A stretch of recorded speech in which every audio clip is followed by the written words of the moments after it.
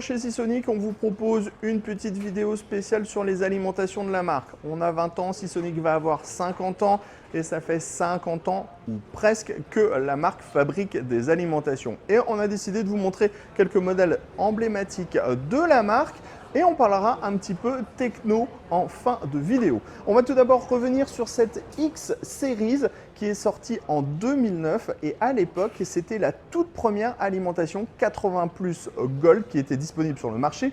En plus on avait des câbles modulaires, on avait du ventilateur de 120 mm, on était vraiment au top du top. On avait suivi d'ailleurs le lancement de cette toute première alimentation lors d'un salon en Allemagne. En 2011, donc 2 ans plus tard, Seasonic a été la première marque à proposer des blocs en 80 plus Platinum avec la Platinum Series, tout simplement.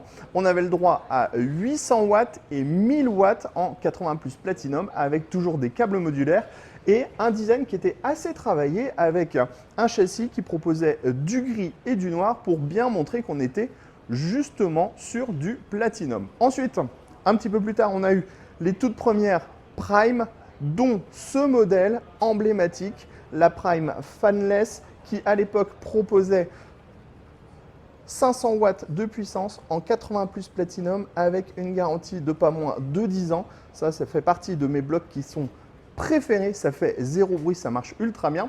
Ensuite, on avait les TX Series qui sont des modèles là aussi en Platinum. On retrouve le nouveau design de la marque avec cette sorte de V chromé.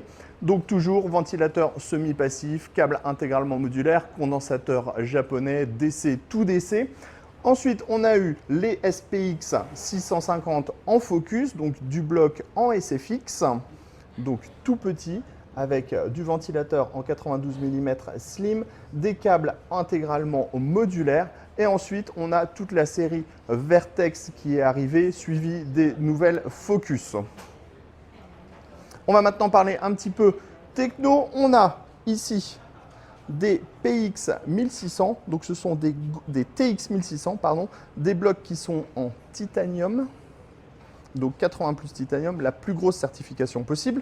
Et donc en fait, on voulait revenir sur ces blocs avec des blocs qui sont désassemblés. Donc on va avoir le ventilateur sur la carcasse au-dessus, on va ensuite avoir, vous le voyez, le PCB complet sans câble. Alors quand on dit sans câble, bien sûr, il y a toujours un petit câble pour la prise de terre, quelques petits câbles ici ou autres, mais il y a globalement quasiment aucun câble sur le PCB, ce qui permet d'avoir aucune perturbation pour le refroidissement. On est sur du condensateur japonais, on va avoir des énormes étages d'alimentation, des gros radiateurs en aluminium pour pouvoir dissiper la chaleur. Et vous allez le voir, ce qui est assez intéressant, c'est que le flux d'air est guidé précisément à certains endroits avec cet opercule en plastique qui va permettre de libérer l'air à certains endroits qui chauffent plus au niveau du bloc d'alimentation pour pouvoir le refroidir avec le plus d'efficacité possible.